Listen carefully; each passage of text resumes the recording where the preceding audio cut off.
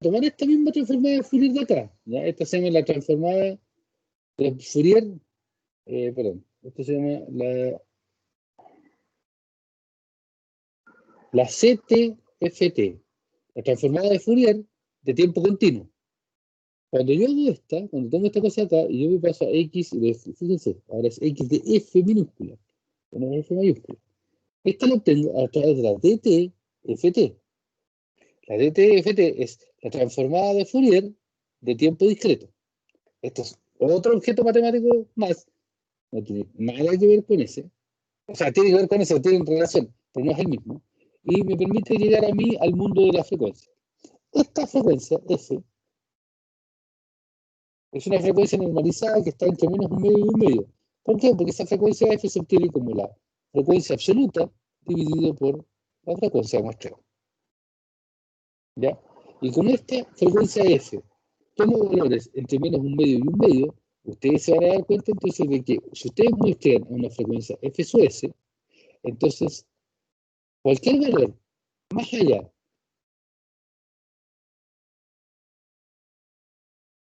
cualquier valor en frecuencia absoluta de la señal original que se vaya más allá de la frecuencia de muestreo, ustedes no tienen idea de qué número hablan. No, ustedes no tienen idea de cuál es. Es más, producto del teorema de muestreo, ustedes, cualquier frecuencia más allá del valor de la frecuencia de muestreo partido por 2, son incapaces de verla una vez que ya tienen la señal muestreada. ¿Ya? No sé si me explico. Si yo tengo X sub n, y lo mostré a una frecuencia de muestreo F sub S.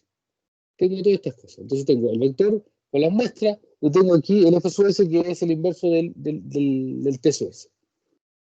Y al tener esto, por tener estas cosas, yo inmediatamente sé que si lo voy a llevar al plano de la frecuencia, ahí o ahí, F va a tener que pertenecer a este rango. Ya no puede ser más un F en menos infinito a infinito. ¿Ya? Y esto es una consecuencia absolutamente natural de que si yo muestreo a un periodo aquí, T sub S igual a 1 partido por F sub S, yo definí la resolución en frecuencia. ¿Ya? Yo definí que mi frecuencia de muestreo era esa, al usar este periodo de muestreo. Cualquier cosa más grande que eso, ¿ya? O con menos resolución que eso, yo no la puedo ver. Dicho de otra manera, en el tiempo yo ya definí mi resolución temporal que sea ese es mi T sub S. Cualquier cosa que pase aquí entre medio, yo no, soy incapaz de verla. Cualquier cosa que ocurra en una escala más grande que esta, yo soy capaz de verla. ¿Ya? Pero al revés, ir hacia adentro, no puedo. No puedo porque por el hecho de definir esta frecuencia de muestreo en ese valor, o ese periodo de muestreo en ese valor, yo todo lo que pasa entre medio de dos muestras consecutivas lo perdí. Entonces yo no veo nada de eso. ¿Cómo? T es igual a 1 partido por F. Si yo fijo este me queda fijo en un valor, y de ahí hacia arriba yo no veo nada. Es más, por teorema de muestreo, desde la mitad de la frecuencia de muestreo hacia arriba, yo no veo nada. No puedo obtener representaciones en frecuenciales. ¿Ya? Dicho de otra manera, yo tengo esta señal, la muestro a F sub S, y alguien me muestra la transformada de Fourier de esto, que va desde menos infinito hasta infinito, y F, y la frecuencia de muestreo, que muestra la cosa, por ejemplo, así que este es el diagrama de magnitud. Y aquí está F sub S medio, y aquí está F sub S medio, negativo, positivo, ¿ya? Alguien que muestra un espectro así, no sabe lo que está haciendo, porque por la forma, ¿ya? Por la forma que tiene, o sea, por el hecho de haber discretizado a una tasa F sub S, no hay manera de que yo sea capaz de mirar cualquier cosa de aquí hacia arriba, ¿ya? O hacia abajo, mejor dicho, y de aquí hacia abajo. ¿Ya? Esto, al fijarlo, se me definen los límites hasta donde puedo ver yo en frecuencia. A diferencia del tiempo continuo, donde en el tiempo continuo yo soy capaz de ver todo el rango absoluto de frecuencia. ¿Ya? ¿Se entiende esa parte?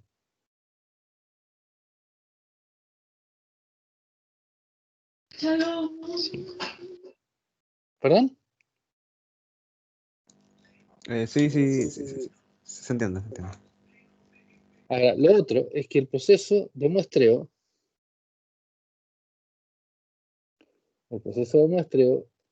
es esto.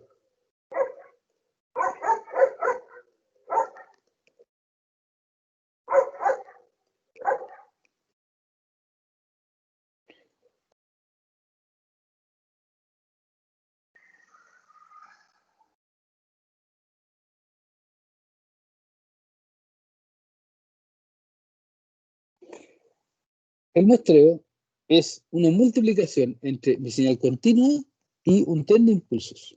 Eso es lo que tengo acá arriba. Aquí se fijan, este es un tren de impulsos periódicos. ¿Ya? Entonces, si tengo un tren de impulsos periódicos de valor unitario, entonces la señal muestreada no es nada más ni nada menos que el producto entre mi tren de impulsos unitario y la señal, en los puntos en cuestión. Si yo tengo eso, entonces no es muy difícil de ver de que si yo esto lo paso a la frecuencia,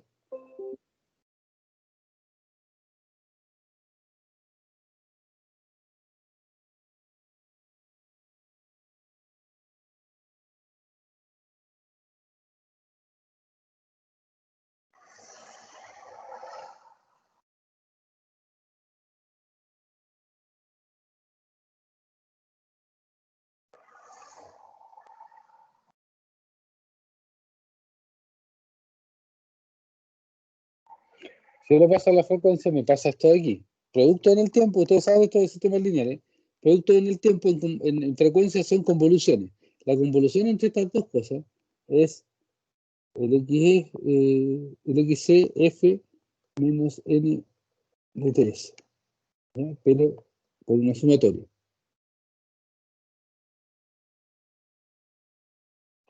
Y esta ecuación lo que quiere decir es que, y aquí me faltó un número por T.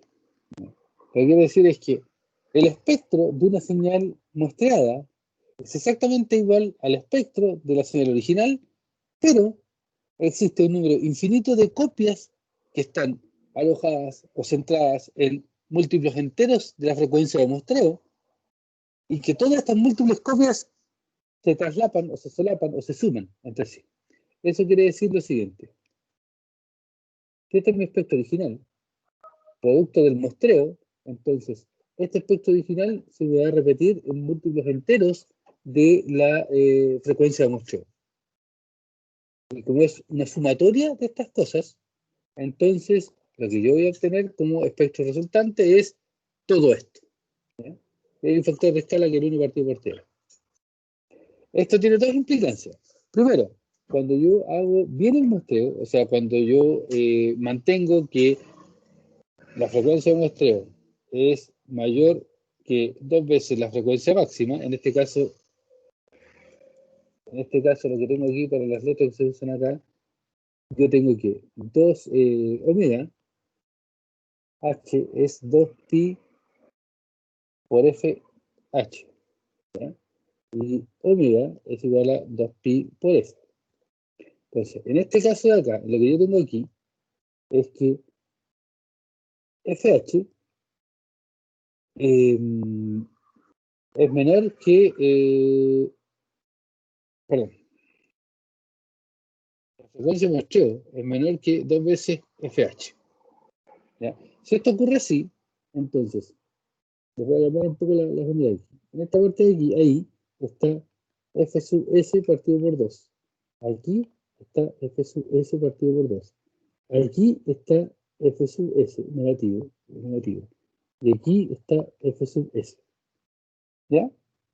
Fíjense que este espectro, que está ahí, se repite en 0, en -1, en 1, etc. Y en todas las copias para el lado. ¿Se fijan? Este espectro se repite. Lo único que cambió es que se amplifica por 1 partido por t. Si yo este espectro, si tuviera la precaución de hacer esto de acá, este espectro no va a tener ningún problema ni se va a pasar de este valor de ahí. Sin embargo, si yo no cumplí con esto, me va a pasar de que este espectro, producto de las copias que se replican en los múltiplos enteros, se fijan, este espectro está ahí, este espectro está ahí, este espectro está ahí, ahora centrado en 2, etcétera, y así continuamos en el lado. Cuando yo quiera mirar la resultante de esto, aquí voy a tener que el espectro resultante va a ser esa zona de ahí, pero acá se van a sumar las cosas, ¿no? Porque aquí en esta parte de acá está FSS medio negativo, en esta parte de acá está FSS miento aquí. Aquí está FSS medio positivo. ¿Ya? Se fijan que aquí, producto de que no respeta el teorema del muestreo, se produce el traslape ahora porque no, el espectro original no alcanzó a quedar confinado totalmente dentro de, el intervalo menos FSS medio a más FSS medio. Esto de aquí son dos cosas. Por un lado, aquí se produce distorsión, producto del aliasing, ¿ya? Y lo que me está pasando es que el espectro resultante podría ser una cosa así, ¿ya? En vez del triangulito. Aquí hay aliasing, frecuencias, se fijan, frecuencias mayores, estas de aquí, pasaron para este otro lado, se reflejaron en esa parte que hay de la frecuencia de Feldman. Se reflejaron y uno produce la suma. Y acá lo mismo, se reflejaron y producen la suma, producto de las copias que se generan en los múltiplos enteros de la frecuencia de muestra. ¿Ya? Esta parte de trabajo, lo que está aquí, les vuelvo a decir, es producto de que no se respetó el teorema de muestreo, no se respetó el teorema de muestreo, entonces se me produjo aquí solapamiento entre las copias del espectro que se generan en los armónicos de la frecuencia de muestreo.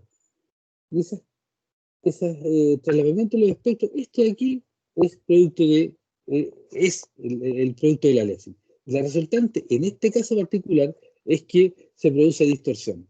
En el caso de lo que nosotros escuchamos delante para el aliasing de las señales senoidales, lo que se produce es aliasing, pero el fenómeno se percibe no como distorsión, sino que se percibe como, porque eran tonos puros, se percibe como una frecuencia aparente, que es lo que les voy a mostrar ahora con este dibujo de acá.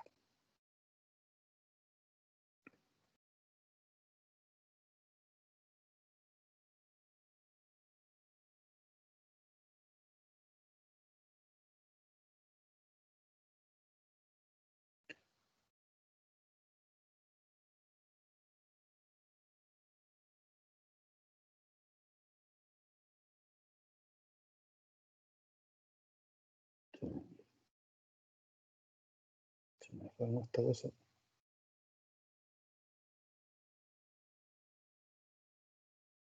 Miren, en este caso, este era mi tono de 800 Hz. Ese era mi tono de 800 Hz. ¿Ya? Si yo muestreo esto, respetando el teorema de muestreo, se fijan, aquí está el F0 y es el F máximo, y aquí está el F sub S, ahí. Cuando se me produzcan copias de este espectro, positivo y negativo, esta copia se me va a ir para acá en el armónico 1. Y esta parte de acá se me va a ir acá. Esta va a estar la primera copia, multiplicada por 1 partido por 3. Esta se va a mantener en 0, ahí. Esta de acá, y esta de acá, ya va a pasar para el otro lado, la copia ahí. ¿Ya? Producto de esto, entonces, como aquí está el FSS medio, si yo restringo el análisis a mirar esto de aquí, el espectro original se mantiene aquí. Lo único que está escalado por 1 partido por 3. ¿Ya? Si ahora yo no respeto el teorema del muestreo, entonces este espectro que está aquí se replica en 0, ¿ya? Pasa directo hacia abajo. Pero al mismo tiempo, este espectro que está aquí se replica en múltiplos de F sub S. Aquí está F sub S negativo, ¿ya? Entonces, esta componente pasa ahí, esta componente pasa acá. Aquí está el espectro centrado en F0. Ese es este de aquí y este de acá son este espectro original que estaba acá arriba, pero ahora centrado en menos F sub S. Ahora, en más F sub S, este mismo espectro ahora, este mismo que está acá arriba, se ve reflejado aquí, se ve replicado aquí, perdón. es lo que digo, ¿ya? Entonces, si ustedes miran, cuando yo me restringo a mirar solamente el intervalo f sub s partido por 2 negativo hasta f sub s partido por 2, las frecuencias originales que estaban por acá arriba, aquí, ahí, en F0, ¿ya? Y en F0 acá, aparecen, por eso son frecuencias aparentes, como esta frecuencia es mucho más baja, ¿ya? Que fue lo que nos pasó en el caso del audio con las señales coseno. Nos pasamos en este caso, de aquí hasta ahí, nos pasamos en todo eso, ese delta F, ¿ya? Ese delta F. Y este mismo delta F pasa, está aquí, y esa es la frecuencia aparente que nosotros observamos, ¿ya? Este mismo delta F está acá, en esta parte, a partir de F medio. Por eso es que a esta frecuencia de aquí se llama la frecuencia de folding, donde se doblan las cosas, se producen espejos alrededor de esa frecuencia de ahí, ¿ya? Y, como les digo, aparece esto como frecuencia aparente. Esto es más claro como efecto de aliasing, en el sentido de que una frecuencia que no está aparece como si estuviera, ¿ya? Aquí es más claro, o este efecto se entiende más claro como un poco de distorsión, producto de que el espectro se modificó de manera sustancial, ¿ya? O sea, la forma cambió. Aquí en este caso la forma no cambió, pero lo que cambiaron son las posiciones de los tonos, ¿ya? Por eso esto es un poco más entendible como aliasing, en cambio esto es un poco más entendible como distorsión, producto del aliasing, ¿ya? Pero es por la forma del espectro.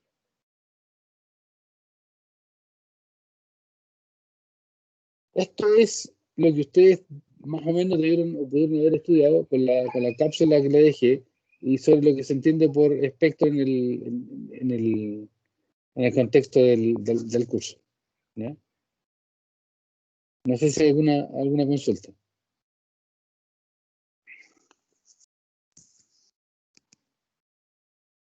Profe, el aliasing lo he escuchado creo que en procesamiento de imágenes o cosas así, como en los juegos, pero en audio eso se puede escuchar. Pero el aliasing, ese ejemplo que les mostré en MATLAB, cuando hacíamos sonar un coseno de 800 Hz, ¿ya? Ese ejemplo era escuchar Ya. el aliasing. Eso es aliasing, ya. Eso es aliasing, eso es escuchar el aliasing. Si miras la cápsula que les dejé, en imágenes, el aliasing lo puedes ver ahí en la cápsula como una pared que tenía frecuencias altas, que eran puros ladrillos, ¿ya? Las frecuencias altas generalmente van a ser cortes abruptos, ya sea en el espacio o en el tiempo.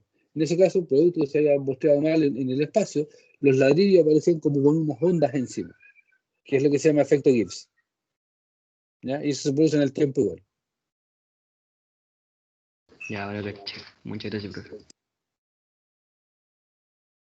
¿Alguna otra cosa?